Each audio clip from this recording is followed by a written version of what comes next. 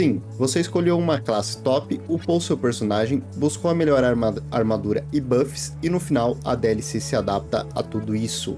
Mas pode ficar tranquilo, porque existe um jeito de amenizar e até burlar esse sistema. Ficou curioso? Então assista o vídeo até o final, porque tem uma surpresinha lá.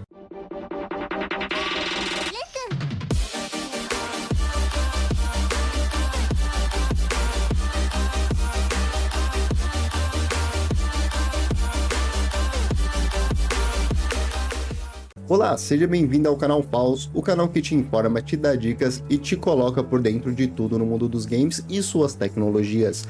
E se você é novo por aqui, não se esqueça de se inscrever e ativar o sininho para não perder nenhum conteúdo aqui do canal, fechou? Galerinha, entramos no mês de lançamento da tão aguardada DLC de Elden Ring, Shadow of the Erdtree, e como já sabemos, a DLC vai se adaptar ao nível do nosso personagem, ou seja, não importa o quanto você jogou ou upou, a DLC ali vai equilibrar isso automaticamente, né? E, bom, isso vai deixar um desafio um pouco interessante, né? Por isso eu decidi trazer um vídeo aqui com algumas builds que podem ajudar a enfrentar a dificuldade do game ali, né? Para deixar a coisa um pouco menos intensa, né?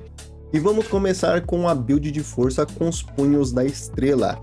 Para buffar aqui, use o Volto Dourado e o Uivo de Chabrilho. Eu sempre me enrolo para falar esse nome aqui, né? Minha edição é quase a do Alan. Que aumenta aí o dano físico e foca também a build em força e resistência, colocando pontos em força, fortitude e vitalidade para aguentar a trocação ali com os bosses, né? Adicione a cinza lâmina de pedra para aumentar o dano e quebrar a postura. Utilize ali também os talismãs do machado, exultação do Lorde de Sangue, fragmento de Alexander e o ícone de Godfrey. Isso vai buffar muito essa build e utilizando a lágrima que aumenta a força e a quebra de postura vai ser muito fácil derreter os bosses aqui, tá? Essa build aqui é uma build de sangramento com as espadas do bandido. Você vai precisar de duas dessas espadas, tá? E da cinza de guerra Sepulcro. Pode usar uma arma com voto dourado como buff, né? Com uma adágua, aquele machado dourado grande que eu esqueci o nome. E no Elixir recomendo que você use alguma coisa que aumente a destreza e aquela lágrima que quebra a postura também. Pois essa build aqui ela é montada em destreza e arcano. Eu recomendo alguns amuletos como o talismã da garra para aumentar o dano de ataques de pulo. Talismã do ritual da espada para aumentar o dano quando a vida estiver cheia. O talismã da exultação do Lorde de Sangue, que aumenta o sangramento. E por último, a insígnia da espada apodrecida para aumentar o dano de ataque consecutivo. Essa build é uma build de gelo com atiçador da morte, né? Essa build derrete qualquer inimigo em segundos, distribua os pontos em força, destreza, mente e vitalidade para que isso aconteça. E assim que você colocar os pontos nos lugares certos, é só questão de tempo até você ver as proezas dessa arma. Cara, é muito roubado. Use o talismã do ícone de Godfrey, fragmento do Alexander, escorpião mágico e o talismã da massa esculpida. No Elixir, use as lágrimas que aumentam o dano mágico e a inteligência. Isso vai fazer o combo da Weapon Art ficar extremamente roubado. Cara, sério, isso aqui eu uso e é muito apelão. Como eu tô na minha segunda run, essa daqui é uma build que eu já usava antes, mas que eu tô conseguindo usar ela melhor agora, né? É uma build de Mago Guerreiro de Gelo. Nessa você pode usar a Moonlight Sword e o Campanário de Helfen. Utilize uma em cada mão, né? E após buffar as duas, o dano e a quebra de postura vem rápido. Foque a build em força e inteligência, além da fortitude. Recomendo usar a Moonlight na mão direita para aproveitar as rajadas de gelo à distância. Use os talismãs do ícone de Godfrey, fragmento do Alexander, escorpião mágico e o talismã da massa esculpida. No Elixir, use as lágrimas de quebra de postura e força ou inteligência. Vale lembrar que o poder usado na set da Honey ou qualquer outro que aumente o dano é super bem-vindo aqui.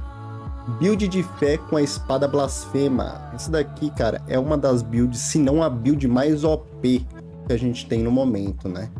A build de fé com a espada blasfema, né? Foque em força, fé e vitalidade. Usando o selo do gigante, o talismã de Filipina Cariana, fragmento do Alexander, talismã do escorpião de fogo e a exultação do Lorde de Sangue. As lágrimas utilizadas aqui são as que aumentam fé e quebra de postura. O set fica a critério de vocês, tá? E a habilidade dessa arma foca em fogo e ainda recupera a vida, então vale a pena escolher algo que combine com isso. E para quem é fã de longa data da saga Souls, vai reconhecer essa daqui, a build de pura força, só que aqui a gente vai usar o martelo esmagador de gigantes. Foca em força e fortitude, basicamente, e eu recomendo os talismãs do machado, talismã da garra, exultação do Lorde de Sangue e o fragmento de Alexander. O Elixir para aumentar a força e quebra de postura é bem-vindo aqui também. O set deve ser daqueles pesados para aguentar a trocação franca contra os bosses, tá? E essas são algumas das builds que podem ajudar, pelo menos no início da DLC, já que teremos muitas novidades como inimigos, classes, armas e etc. Após investir um pouco de tempo, colocar os status em 50 a 60 em tudo vai deixar o personagem quase invencível na trocação. Embora isso possa demorar um pouco, vai valer a pena, tá? Esses status entre 50 e 60 eles vão servir para você usar quase tudo que tem dentro do jogo, então vai facilitar bastante. Eu gostaria de ouvir a opinião de vocês sobre o assunto, então deixe nos comentários o que mudariam e a sua build atual. Eu vou ler e responder a todos, tá? Se você curtiu o vídeo e quer ver mais conteúdo como esse, não se esqueça de deixar o like e se inscrever no canal para não perder nenhum vídeo no futuro. Compartilha também com aquele seu amigo que também é fã de games e de Dark Souls e Elden Ring, tá? Agradeço muito por me acompanhar até aqui, pessoal. Espero que tenham gostado do conteúdo e que continuem acompanhando o canal, fechou? Até o próximo vídeo, pessoal. Muito obrigado por tudo, fiquem com Deus e falou!